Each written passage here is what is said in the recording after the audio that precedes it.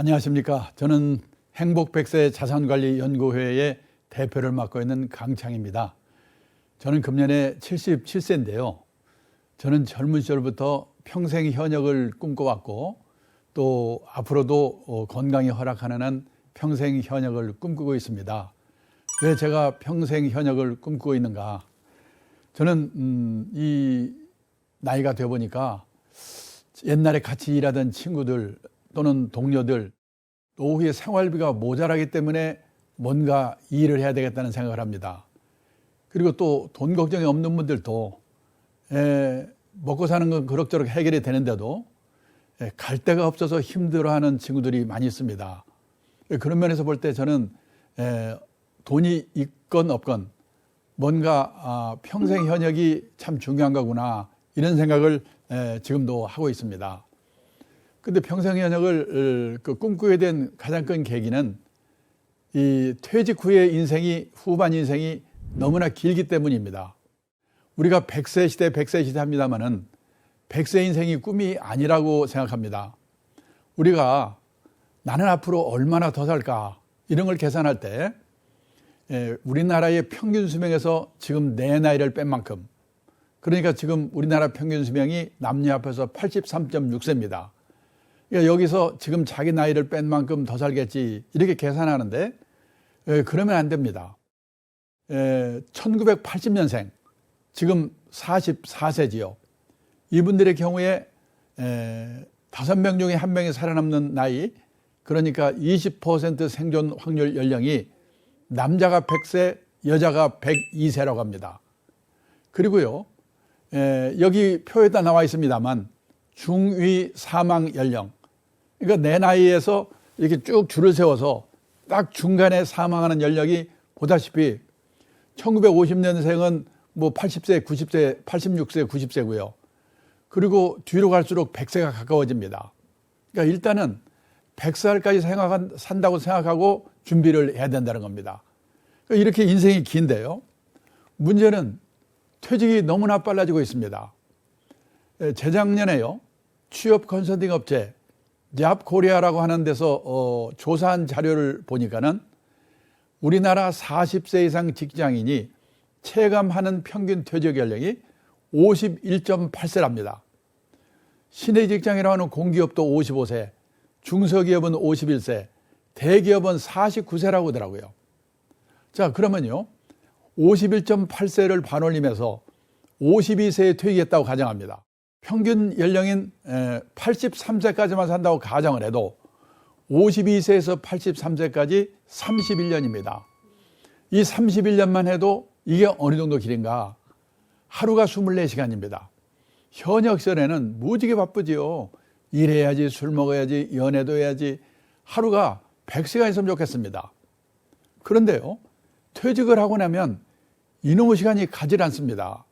잠자는 시간, 밥 먹는 시간, 화장실 가는 시간 다 빼도 최소한 하루에요 11시간 정도 남거든요.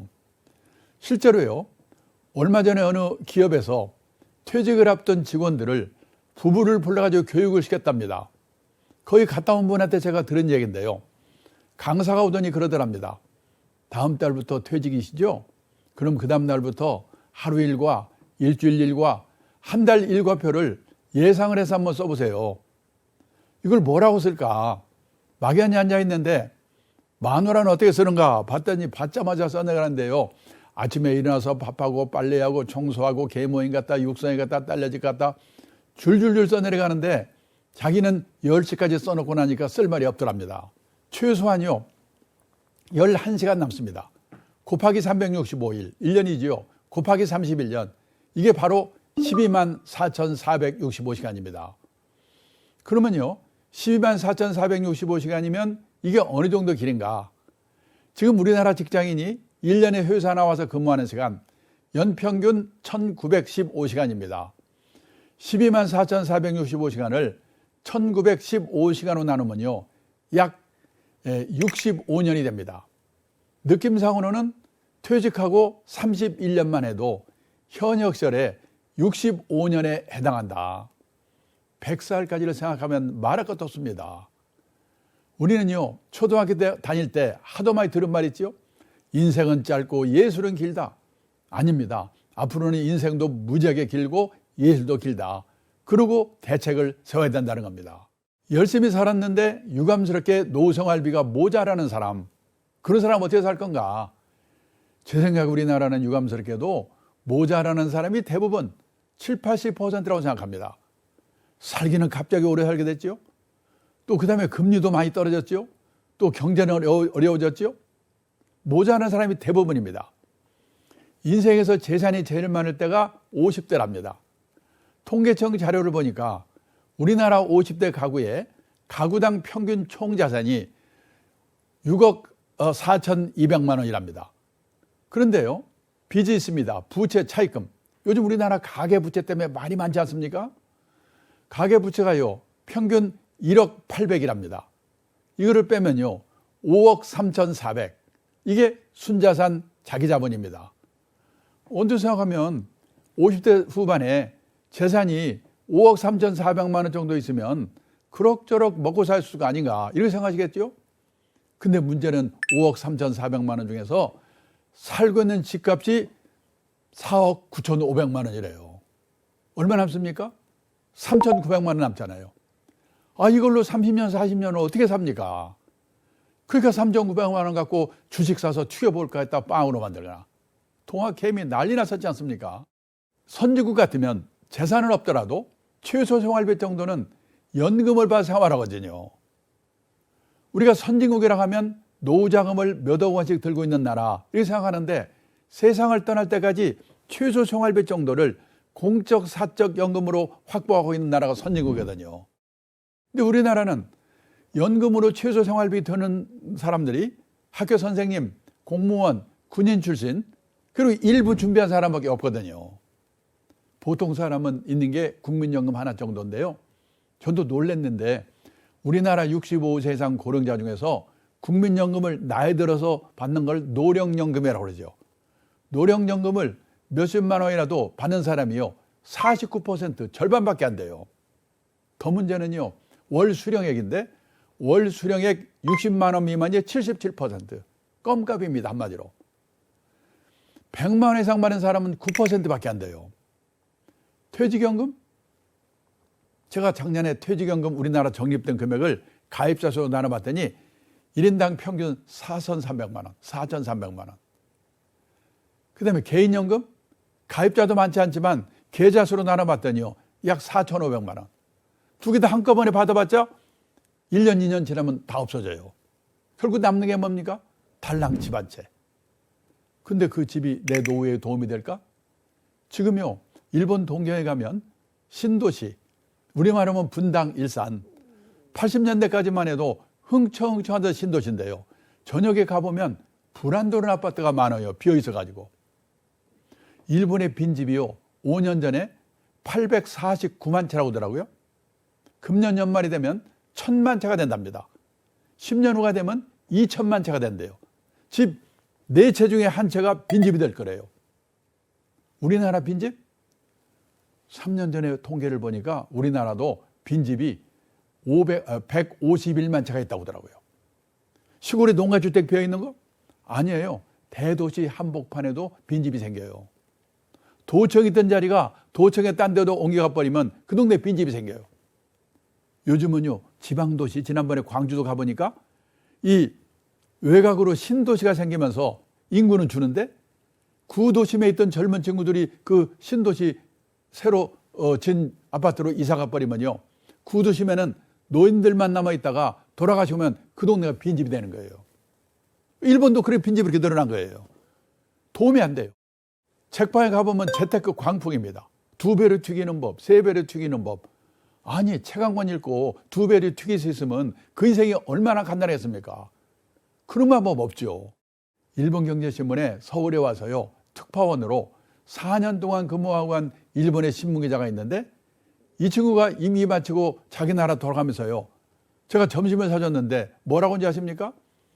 한국에 와서 4년 동안 근무하면서 보니까 한국 사람들은 돈을 버는 방법, 그 사람을 자산 관리해서 입구 관리라고 표현했습니다. 입구 관리에 대해서는 쌍부로 결심이다. 그런데 나이가 60이 돼서 번 돈이 모자란다? 그러면 그 사람은 부자 될 확률이 별로 없죠.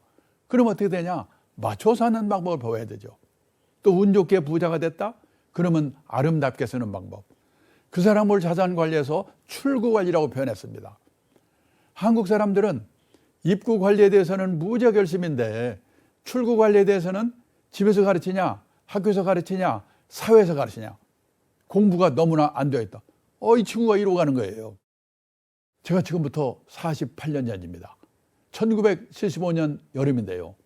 일본 도쿄 증권거래소라는 데 가서 연수를 받았습니다. 저는 그때 한국 거래소에 다니고 있었기 때문에. 근데요, 그때 일본의 전체 인구 중에서 노인 비율이 8%였습니다. 지금 우리나라 65세 이상 노인 비율이 18%입니다. 48년 전에 일본의 노인 비율이 지금 우리나라 노인 비율의 절반도 안 됐는데요. 지금 생각해 보니까 그때 일본의 노인들은 체면을 버리고 일할 준비가 되어 있었구나. 그때 제가 두 가지 광경을 목격했습니다. 하루는요, 동경증권거래소 지하에 주식이나 채권을 보관하는 창고가 있는데요.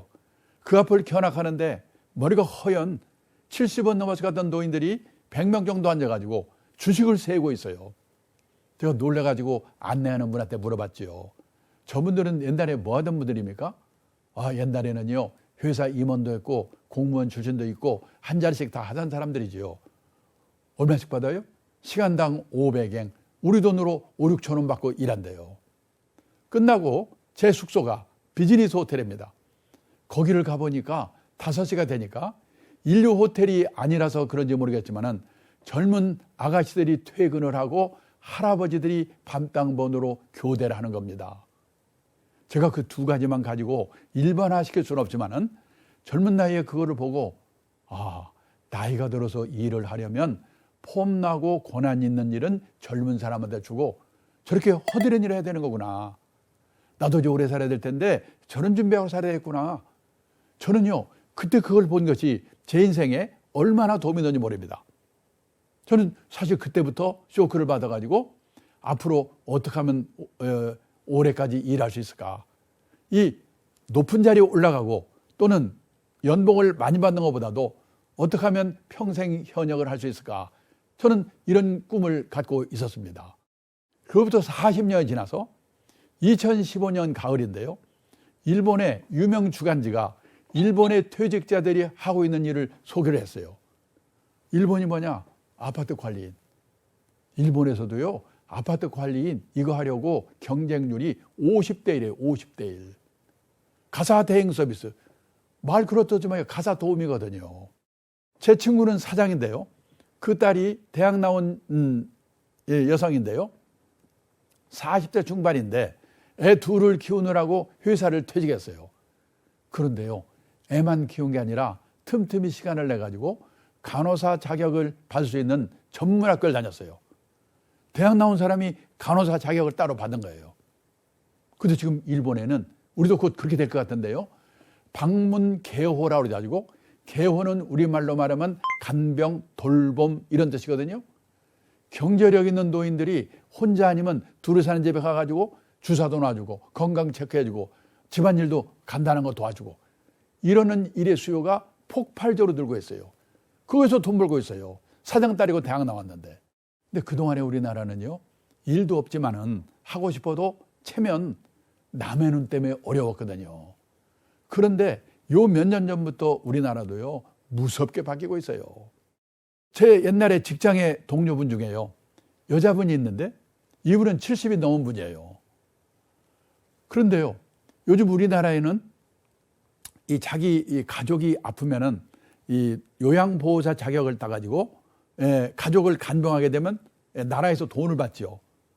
자기 어머니가 아파가지고 요양보호사 자격을 따서 어머니를 돌봤어요. 근데 이제 어머니가 돌아가셨습니다. 근데 주위에 있던 사람이 오더니 당신 요양보호사 자격증도 있고 그다음에 성실한 분이니까 이 다른 사람을 좀 이렇게 간병 도와줄 수 없겠냐. 그래서요, 90 가까운 할머니 한 분을 지금 도와주고 계신데요. 이 궁합이 맞아서 그런지는 모르지만은 너무나 보람 있고 또 돈도 받고 너무나 좋다고요. 옛날에 직장 동료들에게 일부러 전화해가지고 너도 그거 해보라고 권유한다고 돌고 돌아서 제 귀에까지 들어왔어요. 지금 이런 사람이 늘고 있습니다. 그렇게 살다 보니까 60이 돼서 먹고 살 걱정은 없게 됐다. 유감스럽게도 우리나라는 그런 분이요 20-30%밖에 안 돼요. 그러면 그런 분은 퇴직도 했고 먹고 살 걱정도 없으니까 놀고 먹으면 되는가?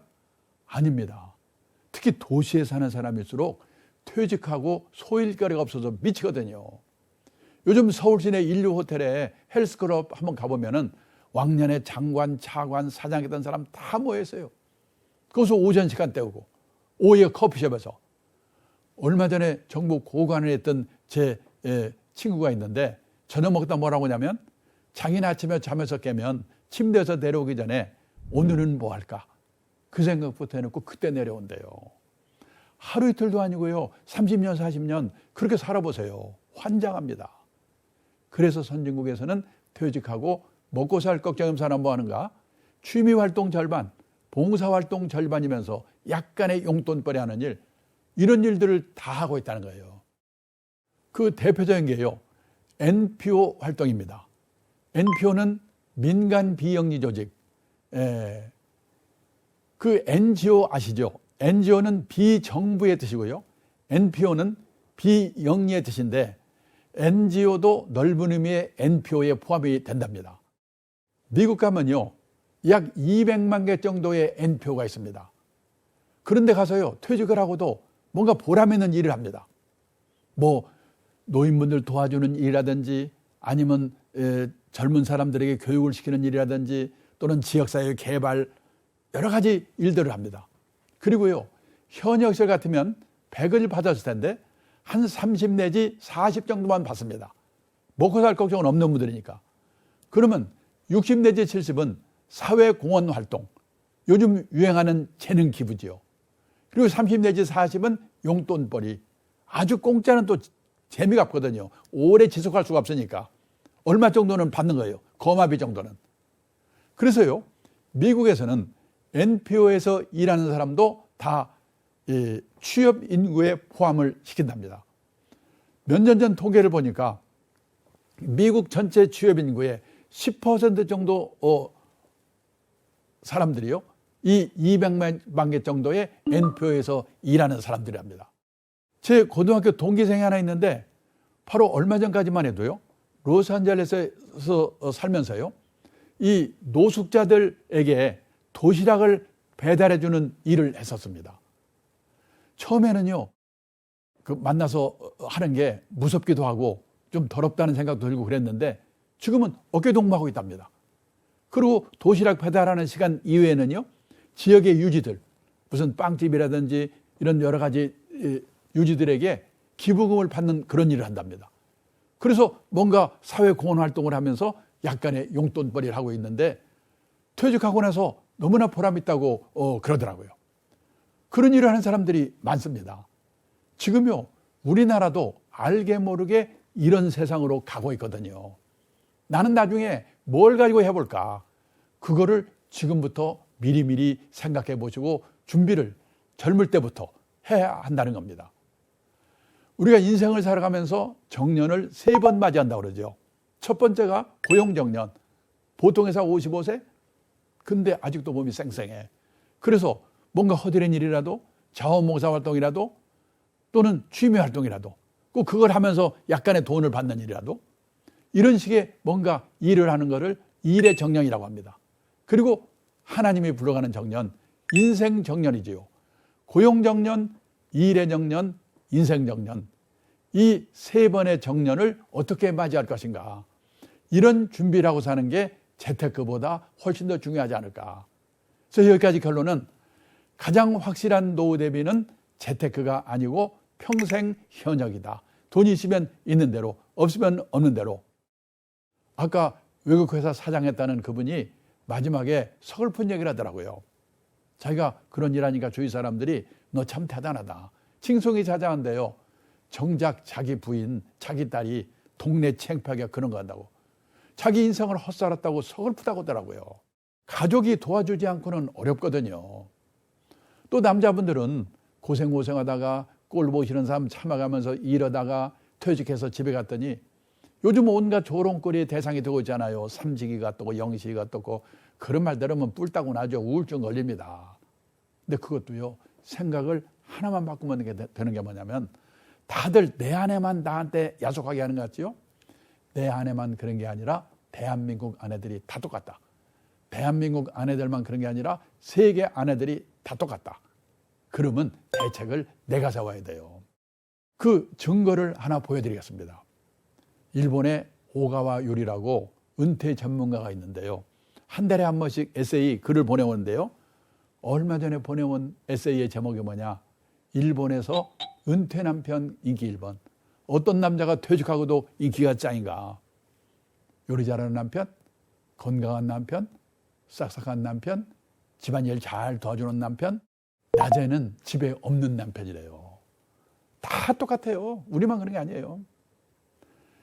지금요, 많은 분들이 요리는 중국 요리가 최고고 아내들은 싹싹한 일본 아내들이 최고라고 침 흘리는데요. 천만의 말씀입니다. 지금요, 일본의 가정주부들이요, 남편이 퇴직하고 집에 있으니까 남편 재택 스트레스 증후군이라는 게 생겼대요. 증세가 뭐냐?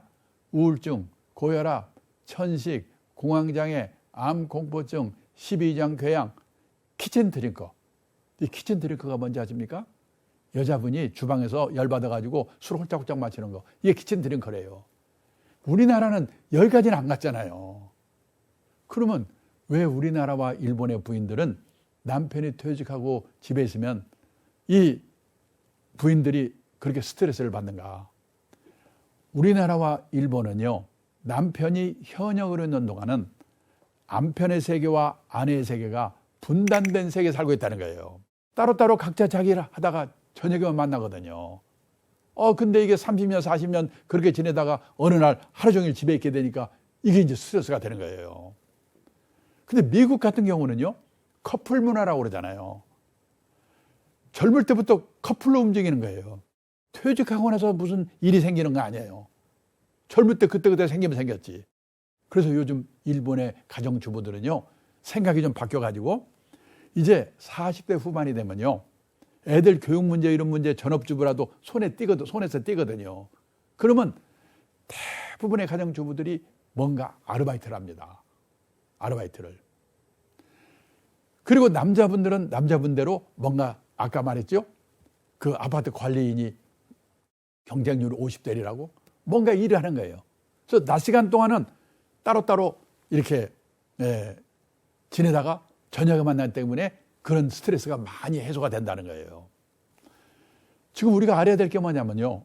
퇴직 후에 부부 화목이 참 중요하거든요. 퇴직하고 나서 은퇴 빈곤에 빠지는 5가지 리스크가 있어요. 첫째가 뭐냐면 은퇴 창업해가지고 실패하는 리스크예요.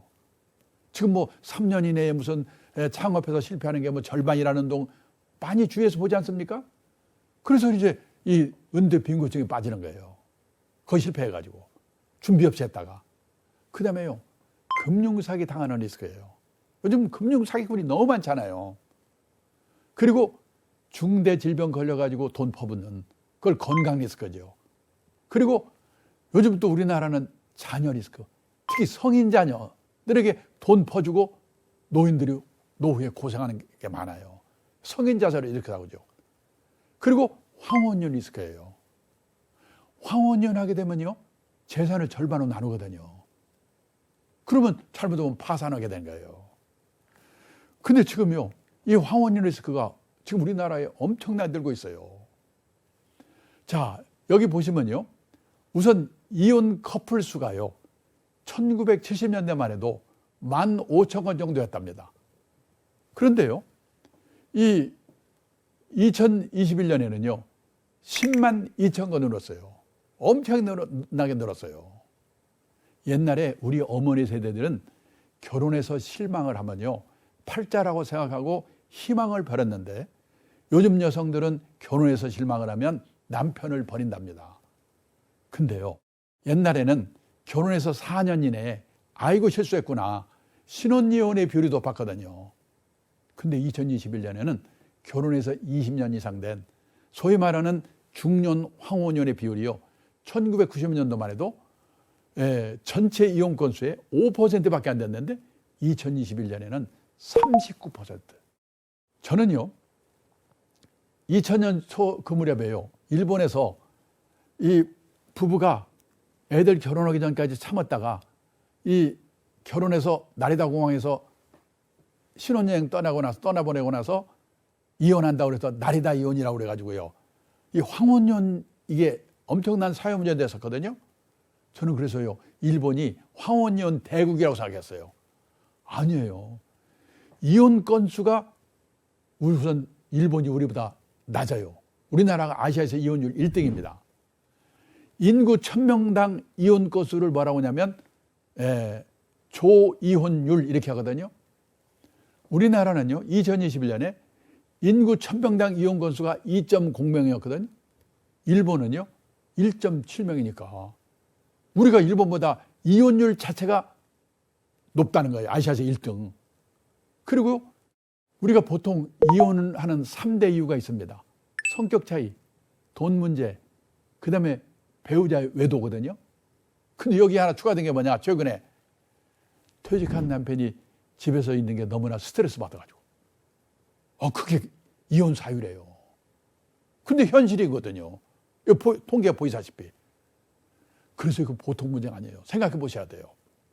그래서요, 일본은 지금 혼자 사는 노인이요, 65세 이상 인구 중에서 742만 명이거든요.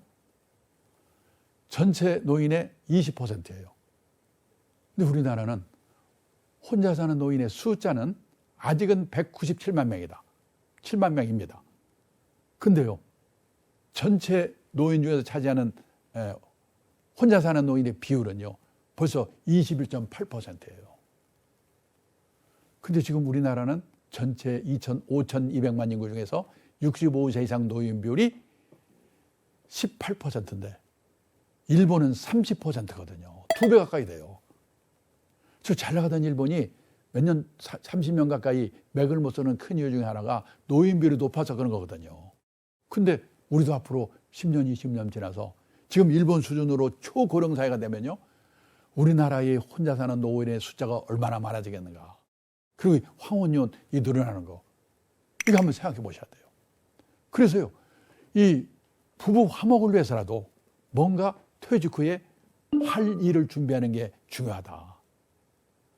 그리고 또 하나는요, 이게 일이라는 게 꼭 부부 화목만이 아니고 그 본인들의 이 보람 있는 삶을 위해서도 너무나 일이 중요하다는 거예요.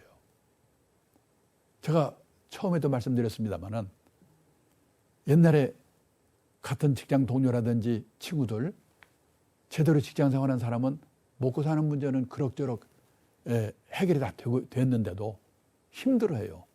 제일 힘들어하는 게 뭐냐면 자기한테 역할이 없는 거, 할 일이 없는 거, 이걸 너무나 힘들어하는 겁니다. 티베트의 종교 지도자 달라이라마가 했다는 얘기인데요, 부유한 나라에서 고통과 분노의 정도가 더 심한 건 물질적 부가 부족해서가 아니다.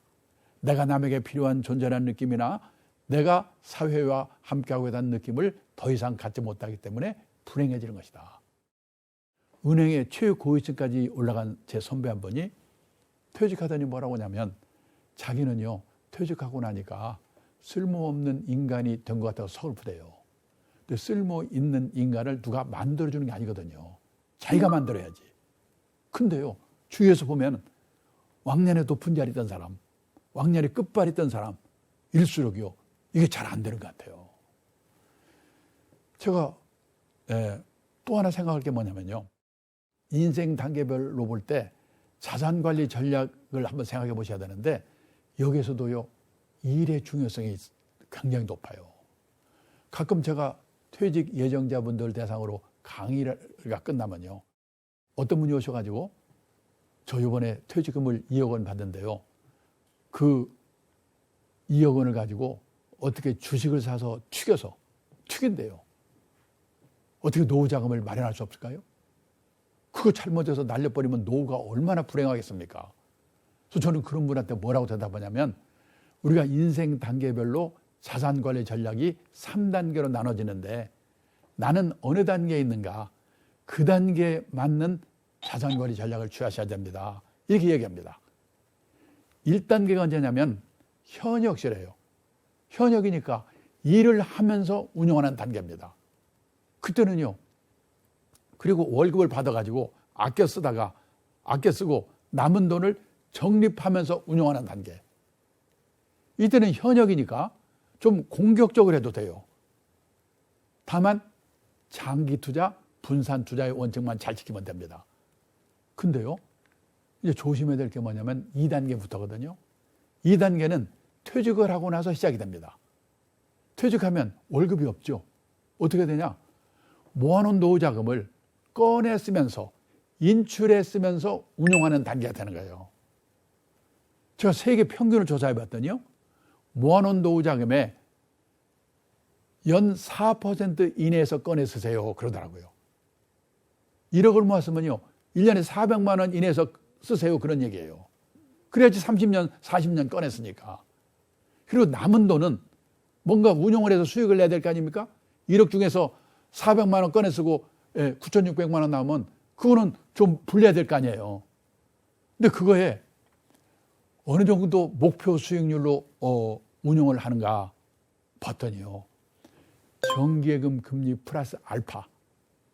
지금 정기예금 금리가 3%거든요.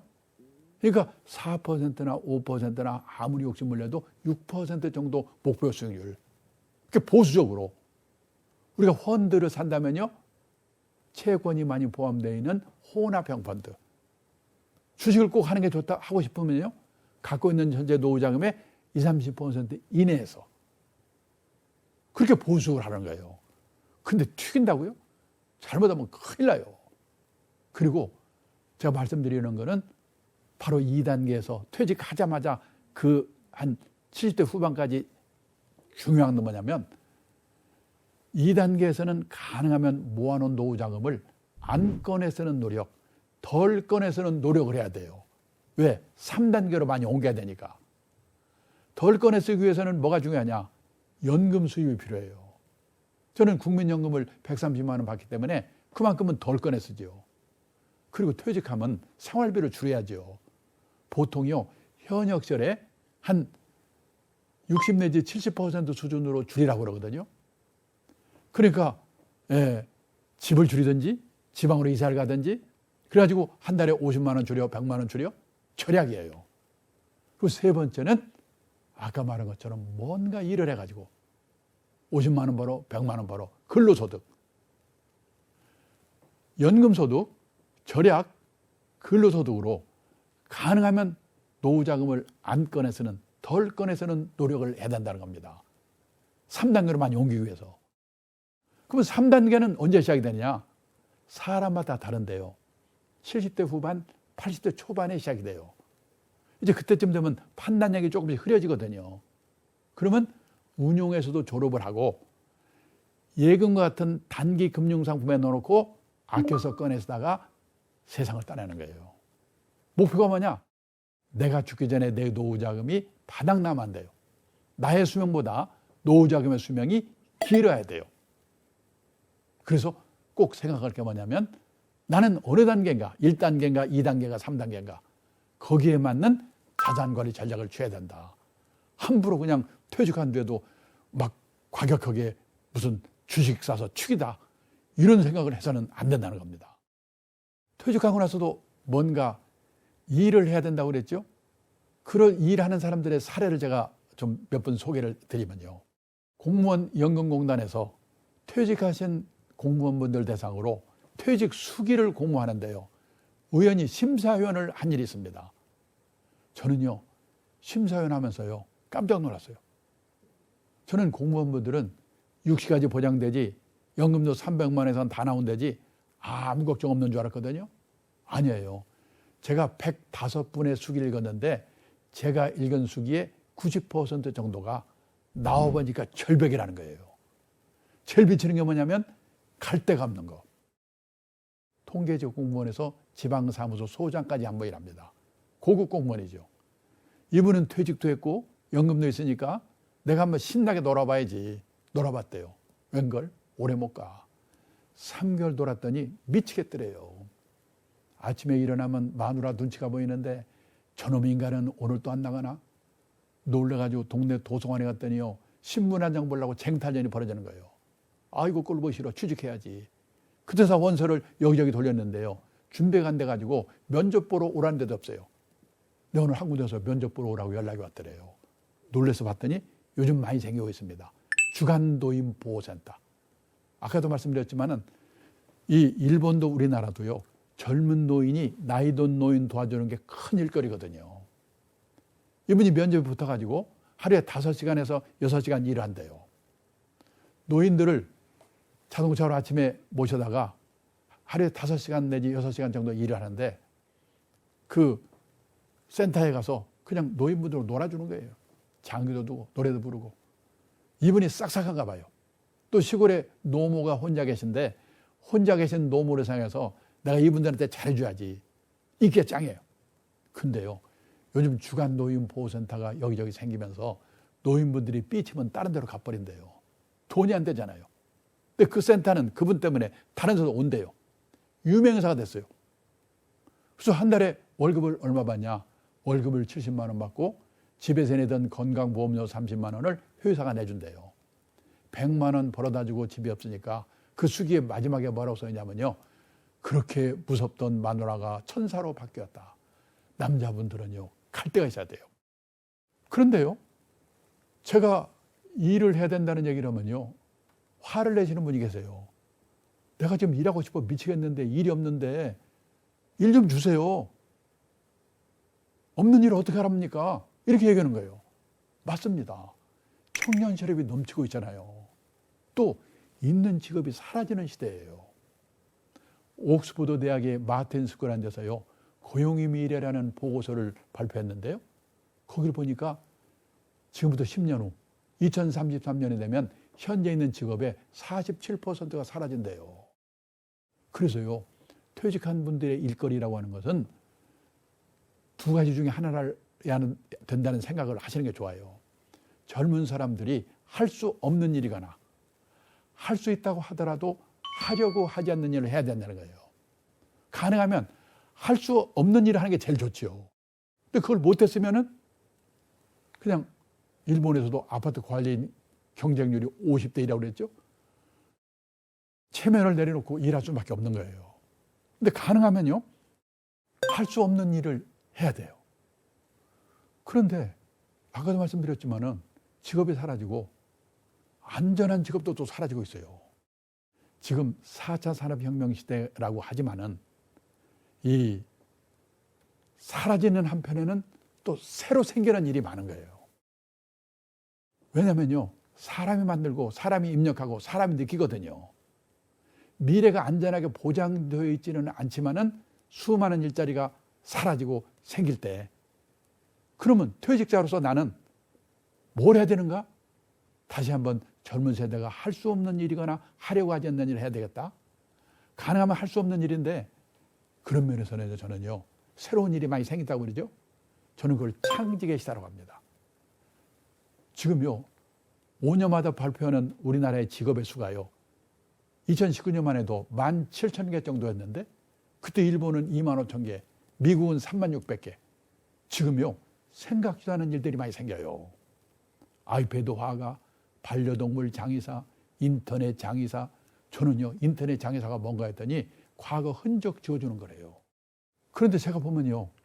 이 평생 현역을 실천하는 사람의 공통점이 뭔가를 보니까 퇴직 후에 일이 얼마나 중요한가 하는 것을 젊은 시절부터 일찍 깨닫는 거예요. 제가 간접적인 경험으로 그걸 미리 깨달은 게 저한테 큰 도움이 됐어요. 그리고요. 차별화시키는 노력, 제 주특기를 갖는 노력을 해야 돼요. 그리고요. 나만의 브랜드를 가져야 돼요. 김 부장, 박 부장, 박상무가 아니고 이러이런 분야의 전문가 누구. 저는 70대 후반에 저를 왜 강의에 불러줄까 생각을 해보니까 재무 설계와 인생 설계를 접목시켰기 때문에 부르는 게 아닌가 그런 생각을 하는 거예요. 그 똑같은 일이라도 뭔가 차별화시키는 노력을 해야 되지 않을까. 그리고요, 뭔가 돈을 받게 되면 어느 회사에서 또는 어느 단체로부터 내가 왜 이 돈을 받지? 돈값을 해야 되겠죠. 그리고요, 일을 하다가 보니까 돈이 아쉬워서 일을 했는데 취미가 될 수도 있어요. 취미를 했는데 돈이 생길 수도 있어요. 후반 인생은 남의 시선을 의식하지 않고 남의 눈을 의식하지 않고 내가 가고자 하는 방향이 옳은 방향이라는 소신이 필요하다는 거예요. 그래서 저는 후반 인생은 자기 만족을 추구하는 시기다. 이런 마음가짐으로 일을 할 수밖에 없다는 겁니다. 나의 장점이 뭘까? 이제 저는 사회인이 되면요, 새로 장점을 만들고 능력을 키우고 이건 어렵다고 생각합니다. 내가 잘하는 게 뭔데? 그 잘하는 일이 나타날 수 있는 일을 하도록 노력하는 거. 저는 생각해보면요, 제가 사장을 2번 했지만요, 만약에 지금 새로 만들어서 키우는 회사 사장을 했기 때문에 제가 할 수 있었던 거지, 뭔가 구조조정을 해야 되는 회사에 사장을 했으면 저같이 맘 약하고 결단성 없는 사람은요 3개월 만에 잘렸을 거라고 생각해요. 그리고 제가 영어를 못했는데 우연히 그 일본어를 좀 할 수 있는 능력이 있는데 그걸 키우는 노력을 좀 했기 때문에 또 일본 사회를 미리 본 것 때문에 그 장점을 살렸기 때문에 지금껏 일할 수 있는 게 아니라 그런 생각을 해요. 그래서 저는요, 이 어느 퇴직 예정자 대상 교육장에서 들은 얘기가 지금도 생각이 납니다. 강의가 끝나니까 한 분이 뭐라고 하냐면 한탄하는 거예요. 오늘 이 교육을 30대, 40대에 아내와 함께 들었어야 되는데 지금 혼자 와서 들으니 내일 모레 퇴직인데 준비는 언제 하고 권한은 또 아내가 다 하고 있는데 내 말 안 듣는 아내는 어떻게 설득을 해야 된단 말인가. 답답하다. 그렇게 얘기하더라고요. 그래서 그 퇴직 후의 준비는 퇴직 직전에 준비하는 게 아니고 30대, 40대부터 미리미리 준비하는 거다. 그리고 준비 중에서 가장 중요한 준비가 뭔 일을 할 건가. 일의 준비가 가장 중요하다. 이런 말씀을 드리면서 오늘 제 강의를 끝내겠습니다. 감사합니다.